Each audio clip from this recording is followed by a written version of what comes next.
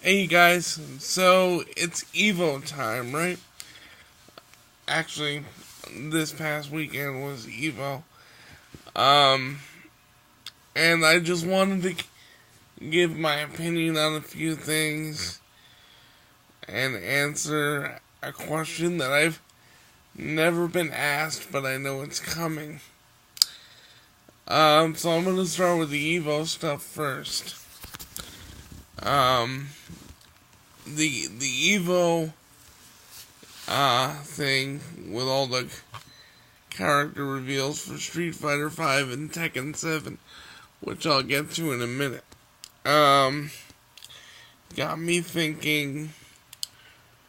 I play a lot of fighting games. I've also been around to witness what this DLC era is doing to fighting games. And it's not good stuff, but uh I'll get to that. Excuse me. So I want to do a video where I talk about the stupidest DLC characters in all of games. And for me, a majority of them, actually, as great as their games are, and they are great, a majority of them come from NetherRealm Studios. Um,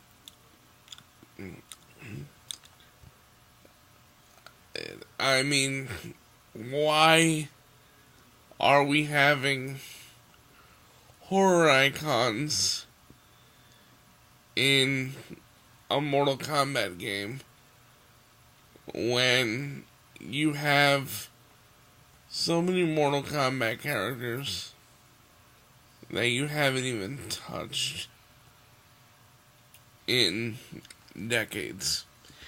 Now, I realize no one likes characters like Su Hao or, you know,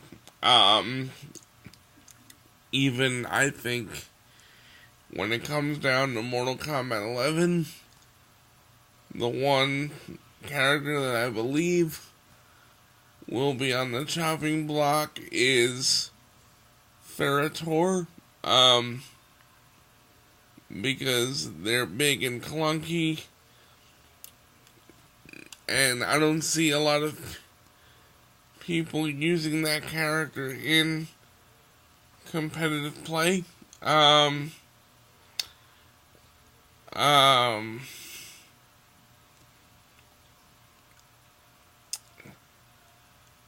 so yeah, that's one reason why I think Ferrator can end up on the chopping block, and you might see another MK character we haven't seen.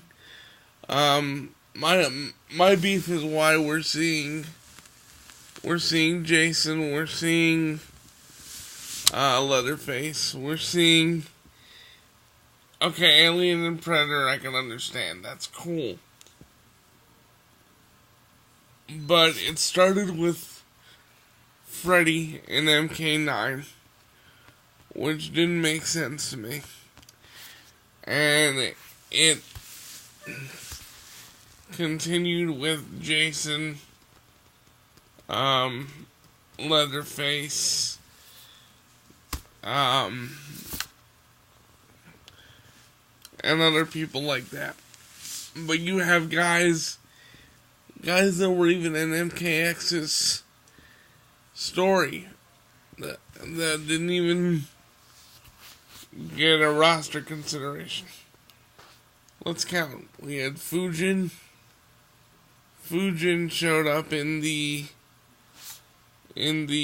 story mode. Rain showed up in the story mode. You somehow tied Baraka in with Alien, which I don't understand.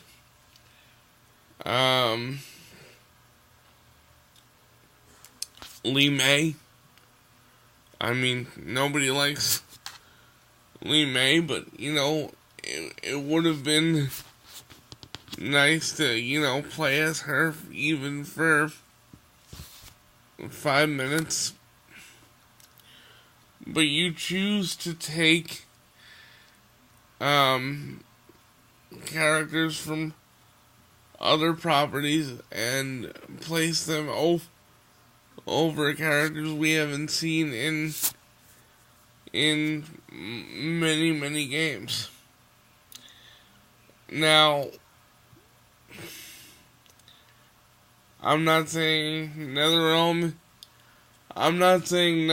is exclusive to stupid DLC. That's why I'm going to go with Street Fighter next.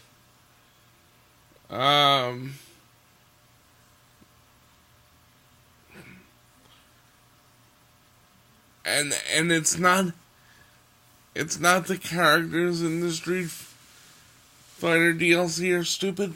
It's the price point that is stupid. Okay, the last DLC character I bought was Cody.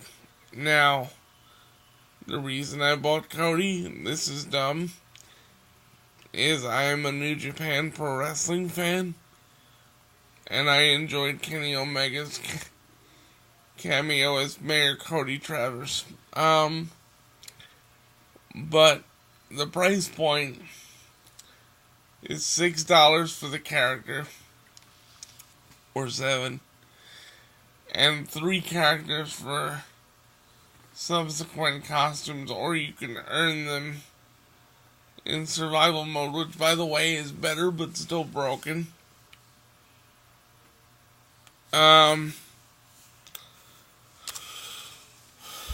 So there's stupid aspects to the DLC in some games.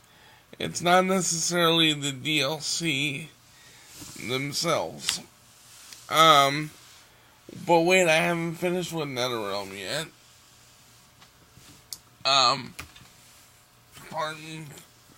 Pardon the view, sorry. Was just making myself comfortable.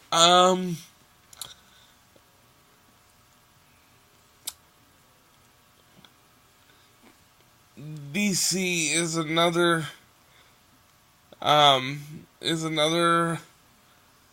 company that is rich in characters and lore. So why would you take characters from the Mortal Kombat universe and bring them in a DC game? I understand that technically Mortal Kombat is a DC property now that the comic has been made, but that doesn't mean you should forgo DC characters in a DC game. Crazy. And I like Scorpion, Raiden, and Sub-Zero as much as the next guy. I'm a massive Mortal Kombat aficionado. I have Mortal Kombat everything all over the walls. I wish I could show you. I'm gonna work on a way to do that.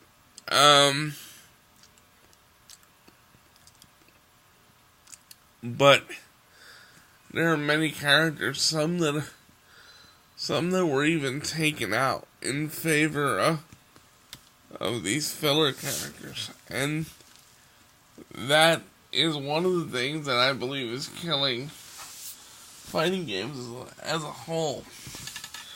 And I'm going to be doing another video on how games like Fortnite are killing every other major intellectual property in games, but for right now I'm going to stay on point. Which brings me to the Evo reveal for Tekken 7. There is a Season 2. It is on the way. two of the legacy characters that were announced are Anna Williams and Lei Wulong.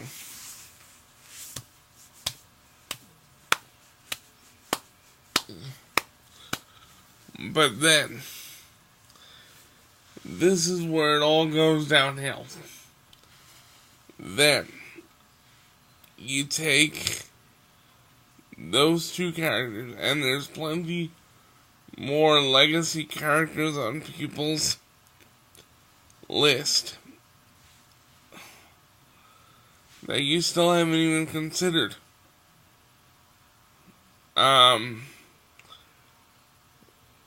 They cut from the legacy characters, they cut to the Outsider DLC. Apparently, Tekken 7 is doing a crossover with The Walking Dead and is allowing us to have Negan as a playable character in Tekken 7. Now, I love Negan. Love Jeffrey Dean Morgan's portrayal of Negan. I think it's better than anybody on the show right now, other than Norman Reedus as Daryl Dixon.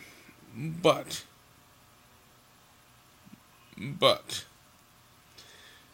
Negan does not belong in Tekken. Negan does not belong in fighting games. Now, are they gonna make his moveset cool? I'm sure they are. Are they gonna make his moveset cool? I'm sure they are. Are they going to try and use Jeffrey Dean Morgan's likeness? I'm sure they are. Are they gonna try and get him to do his voice? I'm sure they are. But I'm letting you know that Negan doesn't belong in fighting games, especially in that universe. If you're gonna put Negan anywhere, it better be in Mortal Kombat, where you're allowed to make his character as edgy as possible, because you're not going to be able to capitalize on Negan using Lucille. You're not going to be able to capitalize on that. Hell, they cut out Brian Fury's win pose where he's beating the crap out of his opponent and you hear the beating going on. Sorry, if my eyes are funky, it's because the lighting is kind of crazy in here at the moment. But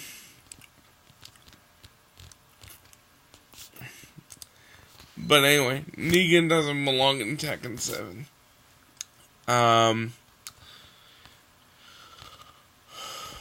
I was kind of hoping for a Ryu or a Ken to, sort of fuel speculation that, hey, Namco could still be doing Tekken Cross Street Fighter. But that's not happening either.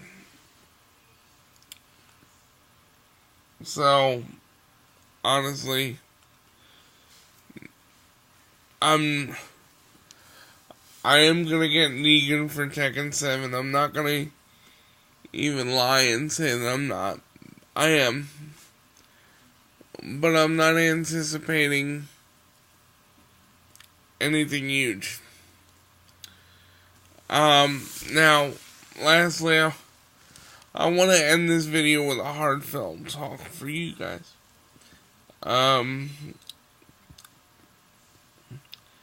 A question that I'm anticipating being asked is, why haven't I monetized my videos? And there's two main reasons for that. I never got into this YouTube thing for money. I never did.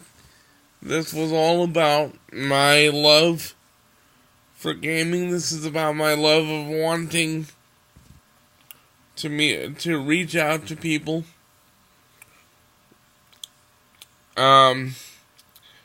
Make friends other than the ones that I've already got.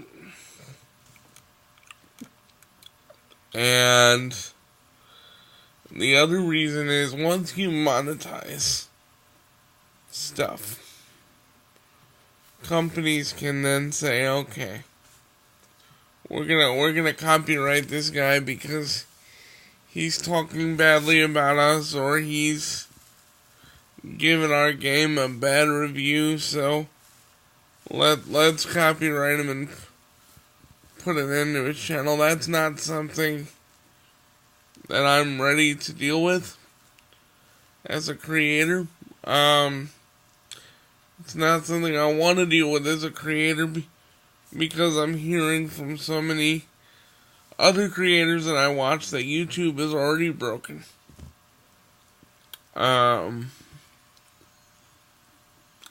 But I don't do this for money. I've never done this for money. I have enough money. I'm not in this for that. Anyway, guys, I just wanted to say thank you. I love y'all. I'll talk to you soon in the next video. Sorry about my eyes again. Thanks. Bye.